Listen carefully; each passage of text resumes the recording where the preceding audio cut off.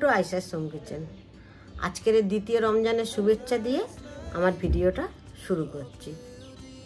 সকালে ঘুম থেকে উঠেছি, সকালে কোনো নাস্তার ঝামেলা নেই, রান্নারও ঝামেলা নেই, তাই জন্য কিছুই করিনি।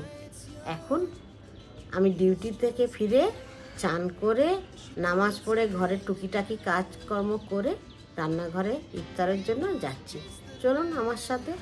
রোজই যদিও একই তরকারি, ভাত, ফল থাকে, তার সঙ্গেও নানা রকম আইটেমও মাঝে মাঝে বানাই। তো আজকের আমি একটু নার্গিস কোপ্তা বানাবো। নার্গিস কোপ্তা করতে কী কী জিনিস লাগে, কত কম জিনিস লাগে আর কত সহজভাবে বানানো যায়, সেটাই আজ আমি আপনাদেরকে দেখাবো। চলুন আমার সাথে আমার রান্নাঘরে। নার্গিস কোপ্তা করতে যা যা জিনিস লাগবে চিকেন। আমি এখানে চিকেনের বেস্ট পার্টটা নিয়েছি, দেখুন, বুকের মাংসটা। এই সাইজের একটা পাউরুটি, এই পাউরুটিটা আমার পুরোটাই লাগবে। আর লাগবে লবণ, লাল লঙ্কার গুঁড়ো, হলুদ গুঁড়ো, গরম মশলা আর কিছু কাঁচামরিচের টুকরো। আর ভাজার জন্য লাগবে তেল, লাগবে পেঁয়াজ বেরেস্তা। চিকেনগুলোকে ছোট ছোট করে পিস করে কেটে মিক্সিতে পিষে নেব। লাগবে আদা রসুনের পেস্ট, পুরো মিক্সিতে পেষা হয়ে দিয়েছি। এবারে যেগুলো বয়েল করা আছে এগুলোর আমি স্কিনটা ক্লিন করে নেব। স্কিনটা আমার ছাড়ানো হয়ে গিয়েছে। এরপর পাউরুটিগুলোকে এই লাল অংশগুলো আমি কেটে নেব।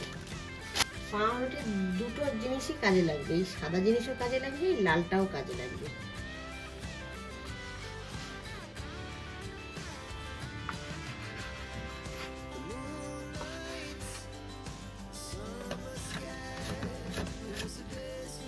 এই যে দুই জায়গায় আমি পিষে রেখেছি, এটা লাল অংশটা আর এটা সাদা অংশটা।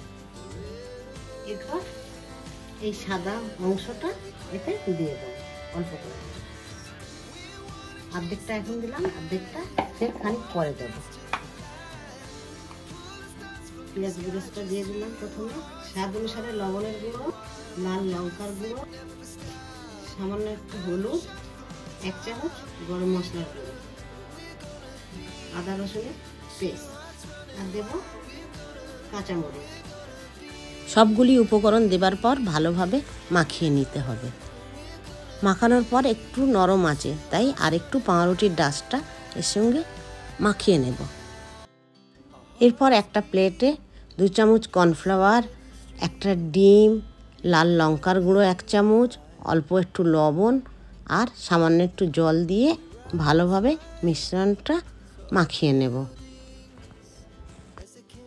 এরপর সেই চিকেন যে পাউরুটির ডাশ দিয়ে মাখানো ছিল তার ভেতরে একটা করে ডিম ভরবো, ভরে নিয়ে ডিমে ভালো করে মাখাবো। মাখিয়ে নিয়ে শুকনো যে লাল পাউরুটির ডাশটা তাতে মিশিয়ে নিয়ে রেখে দেব। নিয়ে সেই ডাশটা ওর গায়ে খুব ভালোভাবে মাখিয়ে দিতে হবে, নিয়ে তারপরে রেখে দেব। এইভাবে আমি বাকিগুলোকে করে নেব। করে নিয়ে আধ ঘন্টার মতো ডিপ ফ্রিজে রেখে দেব। আমার সবগুলি কাবাব কমপ্লিট হয়ে গিয়েছে। এবার বাকি যে অংশ ছিল ছোট ছোট কাবাব করে নিয়েছি।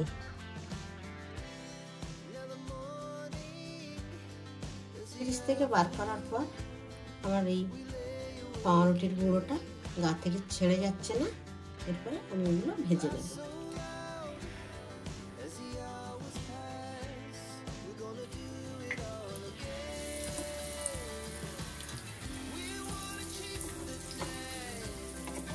এইভাবে তেলটা আমি গায়ের উপরে ছিটাবো।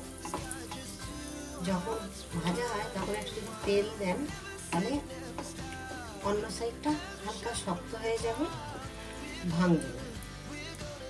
যখন গাটা এরকম দেখবেন মচমচে হয়ে যাচ্ছে, দেখুন, তখন ভাববেন আপনার এটা হয়ে গিয়েছে। এরপর বাকি চপগুলো আমি ভেজে নিচ্ছি।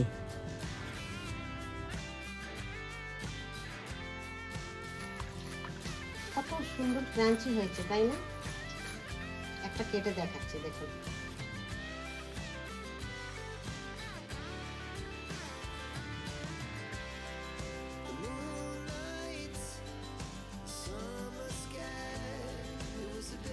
দারুণ দেখতে হয়েছে। ইফতারের সাথে যদি এরকম গরম গরম জিনিস দেওয়া হয় তাহলে সবাই রোজা রাখবে। আলহামদুলিল্লাহ, এই ছিল আমাদের দ্বিতীয় দিনের ইফতারের মেনু। কাবাব, নারগিসি কোপ্তা, ছোলা রান্না, ফলের মধ্যে হলো কিউই, অরেঞ্জ, অ্যাপেল আর ওয়াটারমেলন, আছে ডেটস কিছুটা, স্যালাড। আজকের আমি পোলাও করেছি আর চিলি চিকেন। আজকে আমার দ্বিতীয় দিনের রমজান মেনু কেমন লাগলো অবশ্যই একটা কমেন্ট করে জানাবেন। কেমন? Thank you.